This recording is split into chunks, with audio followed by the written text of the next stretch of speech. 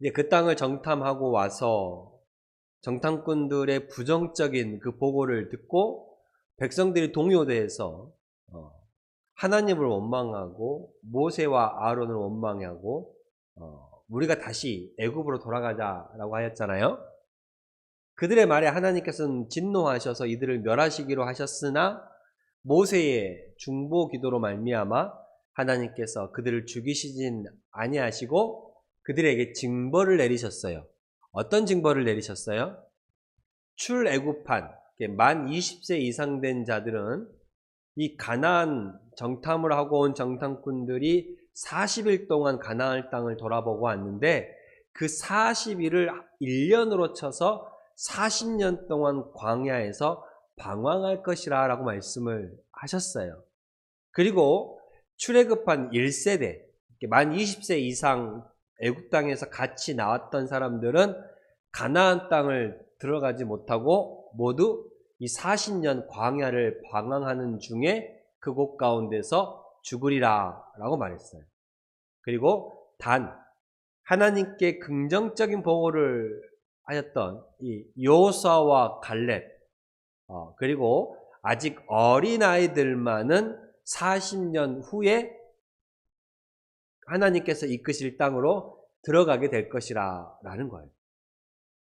이러한 징벌의 메시지를 받고 이스라엘 백성들이 자신들의 그 모습을 후회하며 지금에라도 우리가 그 땅을 점령하겠다라고 달려가지요. 그런데 어떻게 됐어요? 결국 하나님이 그들과 함께하지 않고 동행하지 아니하심으로 말미암아 모세도 말렸고 하나님의 법궤도 움직이지 않았어요. 다만 그 백성들이 후회로 말미암아 이제서야 그 땅을 정복하겠다고 달려갔지요. 결국 그 가나안 거민들에게 전쟁에 지고 말았어요. 그래서 다시 후퇴를 할 수밖에 없는 상황 가운데 처해져 있는 것입니다. 결국 이들은 다시금 광야로 나아갈 수밖에 없어요. 광야가 어떤 곳이에요? 쉽게 생각하면 사막 지형이라고 생각하시면 됩니다. 모래가 있는 지형. 우리가 길을 걸어도 일반 땅을 걷는 거하고 모래 위를 걷는 거하고 어때요? 같이 걸음을 걸어도 모래 위를 걸어가는 게 참 힘들어요. 그렇죠? 발이 빠지고 힘이 좀 더 많이 들어갑니다. 주의를 해야 하고. 그러한 사막 지형을 걸어가며 움직이는 그 생활을 무려 40년을 한다라는 거예요. 그리고 사막 지형에는 광야에는 먹을 것이 없어요. 왜냐하면 햇볕이 워낙 강하고 나무도 풀도 살아갈 수 없는, 심지어 동물들도 살아가기 힘든 그 상황이 바로 광야예요. 그 광야로 다시 나아갈 수밖에 없는, 그 광야로 다시금 내몰린 이 백성들에게 하나님은 그래도 너희는 내가 약속한 이 가나안 땅에 다시 들어가게 될 것이라는 소망을 한 번 더 주시는 거예요. 여기서 지금 절망 가운데 빠져있는 이 백성들에게 우리가 가나안 땅을 못 들어가구나, 우리가 광야로 가야 하는구나 라는 이 백성 발걸음 가운데에 하나님께서 뭐라고 말씀하세요? 너희가 가나안 땅에 들어갔을 때는 하나님께 이렇게 제사해야 한다라고 말하는 거예요. 그러니까 이 백성들에게 하나님은 소망을 주시는 것이지요. 하나님의 징벌로 인하여 38년, 약 40년 가까이 광야 생활을 하는 중에 이 절망의 골짜기를 참 걸어가는 그 기분일 것 같은 이들에게 하나님께서는 그래도 그들이 바라볼 수 있는 소망을 주십니다. 우리가 살아가면서 소망이 있고 뭔가 바라볼 것이 있는 사람은 삶이 비록 힘겨워도 그 걸음을 옮겨가요. 그런데 내 소망이 사라지고 내 바라볼 것이 사라지면 하루하루가 참 지옥같이 느껴지는 거예요. 그런 사람들은 어떻게 해요? 결국 자포자기하고 결국은 자기의 목숨을 끊어버리는 그런 상황까지 가게 되는 거예요. 이 소망이 사람들에게 보이는 시선일 수도 있고 또는 내 자녀일 수도 있고 내 가정일 수도 있고 그렇습니다. 우리가 얼마 전에 봤던 그 유명한 배우가 자살했던 사건 기억하시죠? 억울하게 좀 여자들에게 이렇게 좀 사기를 당해서 누명을 썼다가 벗었는데 결국은 스스로 목숨을 끊었잖아요. 마약하고는 전혀 상관이 없는 사람이었음에도 그 목숨을 끊을 수밖에 없었어요. 그 시작은 분명 잘못되었어요. 술집에서 일을 하는 마담과 이런 관계를 유지하는 것이 그에게 그런 좀 안타까운 상황까지 가게 만들었잖아요. 조금만 더 참았으면 소망이 보였을 텐데 그 배우가 가지고 있는 그 사람이 가지고 있는 이미지, 사람들이 그 사람을 기억하고 있는 이미지가 이제 한순간에 무너졌다라고 생각하니까 소망이 없는 거예요. 빛이 없는 거예요.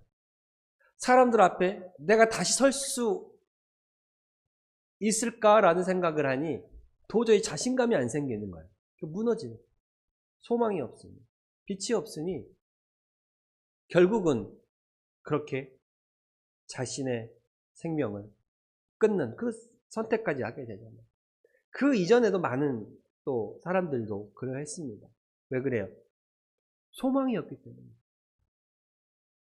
이 이스라엘 백성들도 다시금 하나님께서 약속하신 땅을 그 목전에 바라보고 발걸음을 돌려야 해요. 광야로. 이 힘든 광야길을 지금까지 거쳐왔는데 또 들어가야 하는 거예요. 그들에게 포기하지 말라고. 그래도 살아가야 할 이유를 주시는 거예요. 그게 뭐예요?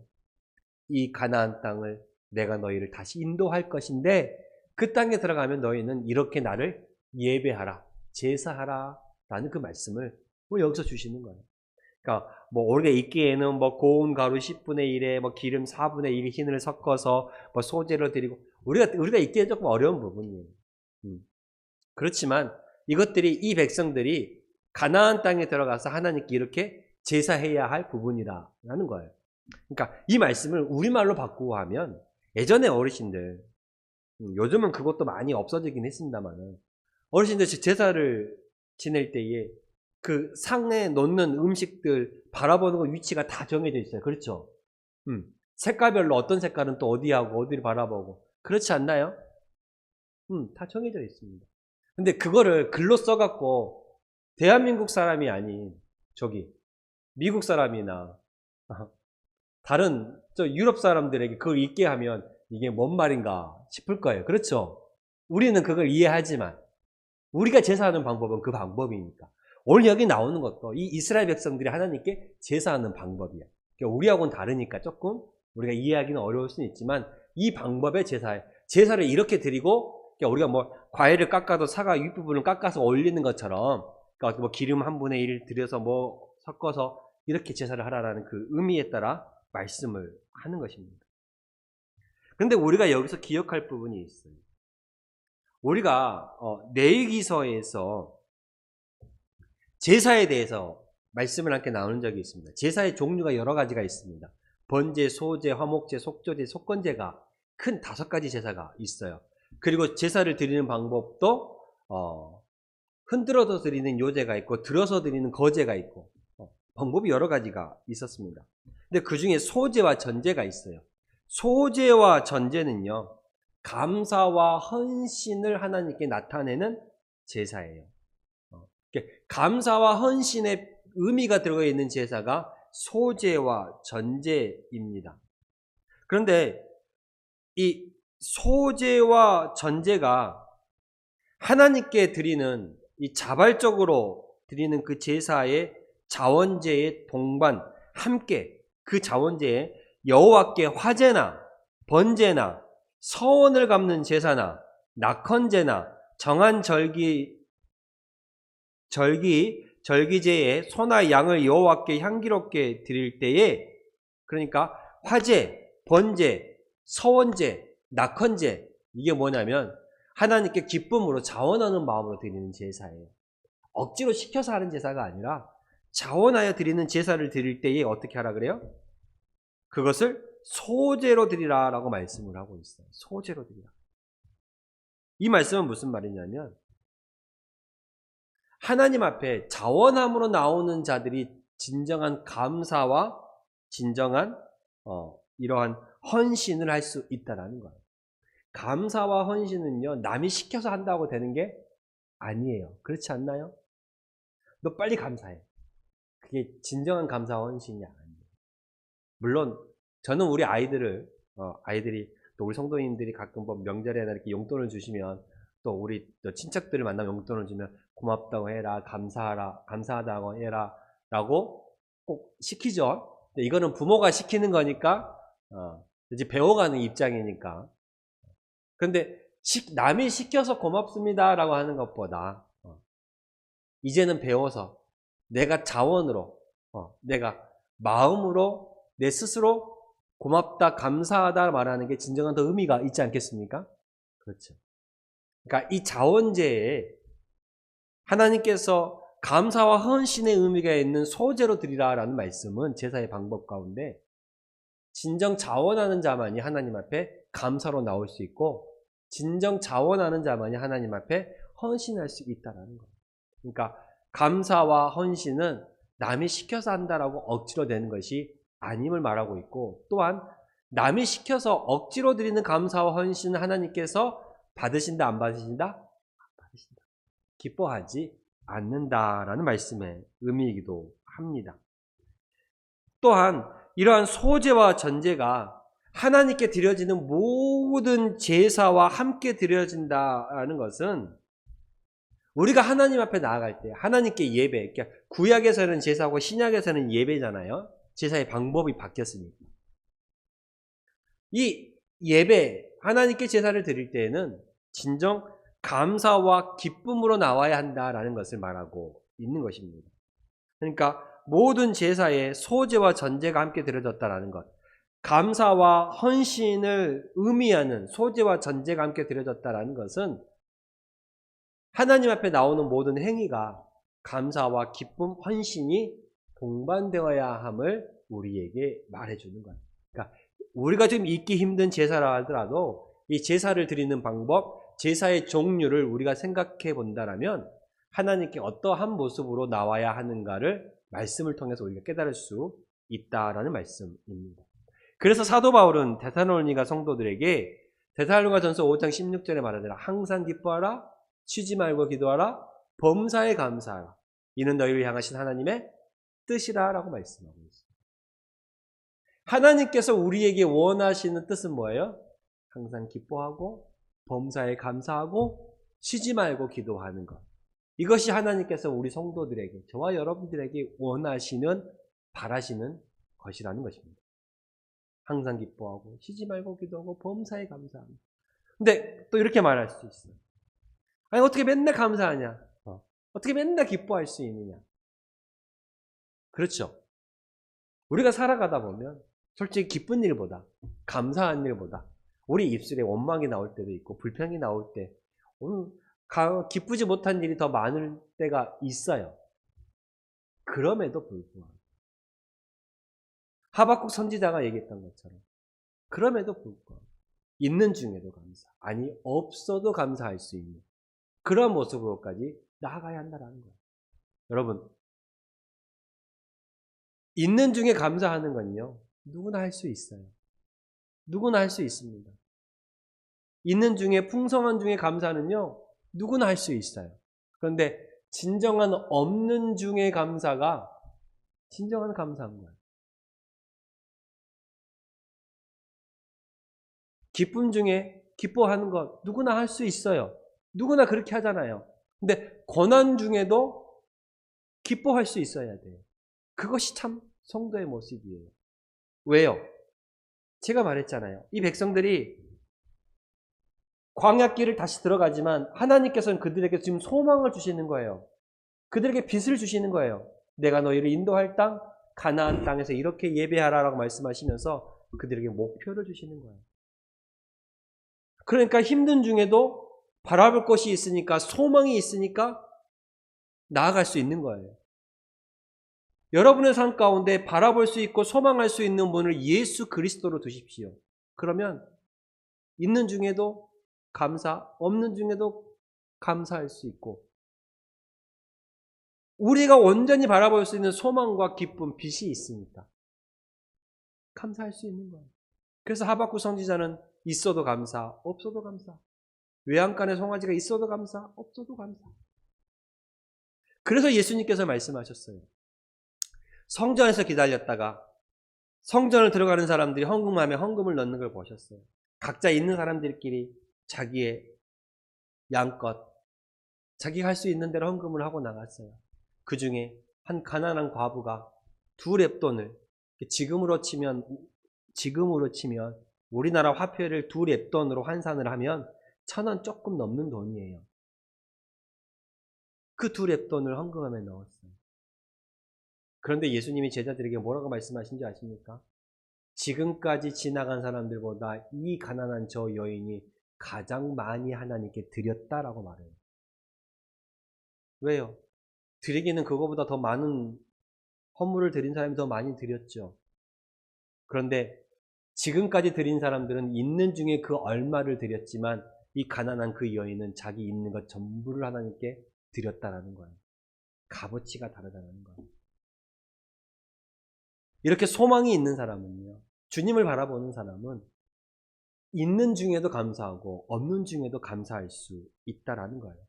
그러니까 항상 기뻐하고 쉬지 말고 기도하고 범사에 감사할 수 있는 것은 그 소망을 누구에게 두기 때문에 그래요? 우리 주 예수 그리스도께 두기 때문에 그래요. 그리고 저 천국을 바라보며 소망하기 때문에 그러는 거예요. 사람은요, 변하고 사람은 바뀌어요. 사람 바라보다가 넘어지는 사람이 부지기수로 많아요. 그렇습니다. 우리도 하루에도 감정이 몇 번씩 바뀌잖아요. 하루에도 상황이 내가 예기치 못한 상황으로 흘러가잖아요. 사람이 사람을 지켜주고 인도할 수는 없는 거예요. 그러니 여러분을 육신뿐만 아니라 그 영혼까지 지키실 수 있는 하나님께 소망을 두고 살아가시길 바랍니다. 그러면 있어도 감사, 없어도 감사, 있는 중에도 드리고 없는 중에도 드릴 수 있는 모습으로까지 나아갈 수 있는 거예요. 그래서 지금 이 사람들에게, 이 이스라엘 백성들에게 광야길을 고통 중에 걸어가지만 그래도 너희가 바라볼 수 있는 가나안 땅을 내가 너희에게 보여주리니 소망을 가지고 걸어가라 라고 말씀하는 거예요. 이 땅을 살아가는 너희들에게 삶이 비록 힘겹다 할지라도 저 천국의 영원한 영광의 면류관을 내가 너희를 위해 준비했으니 비록 너희의 삶이 힘겨울지라도 소망을 가지고 걸어가라 라고 오늘 저와 여러분들에게 말씀하고 있는 겁니다. 소망을 가지십시오. 하나님께 소망을 두시고 그 하나님을 바라보시길 바랍니다. 하나님이 만드신 피조물 가운데 소망을 두지 마세요.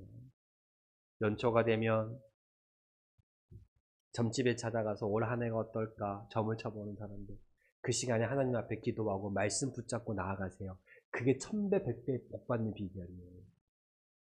연초가 되면 또 어디 유명하다는 산당이나 어디 나무나 찾아가서 빌고 엎드리고 절하고 아무 소용없어.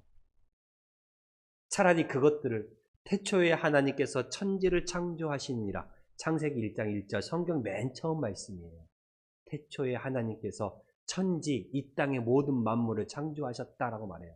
그러면 나무에게 절하는 것보다, 바다에게 절하는 것보다, 이 남들이 조각해 놓은 돌 앞에 가서 손을 비는 것보다 그것들을 창조하시고 만드신 하나님께 예배하고 기도하고 하나님께 간구하십시오. 그게 오히려 더 수지 맞는 장사 아닌가요? 이왕이면 그것들을 만드신 분께 나아가야지. 만들어 놓은 것이 예쁘게 만들어졌다고, 오래됐다고, 그것들에게 절해봐야 아무 소용이 없어요. 차라리 그것을 만든 사람에게 나아가는. 그러니까 소망은 이 땅에 옛날에는 10년이면 뭐가 변한다 그랬어요? 강산도 변한다 그랬어요. 요즘 하루 눈 뜨고 일어나면 뭔 일이 일어날지 몰라. 하루 눈 뜨고 일어나면 저쪽 땅에서 전쟁을 하고 있고, 하루 눈 뜨고 일어나면 기름값이 왔다 갔다 하고, 뭔 일이 일어날지 몰라. 요즘은 10년이 강산 옛말이 돼버렸어요. 산도 변하고, 길도 변하고, 사람도 변하고, 세상도 변하고, 우리가 진리라고 믿던 것들조차 다 변해가는 이 시대에 어제나 오늘이나 영원토록 변하지 않을 이 말씀 붙잡고 하나님을 바라보시는 우리 성도님들 다 되시기를 바랍니다. 네, 기도하겠습니다.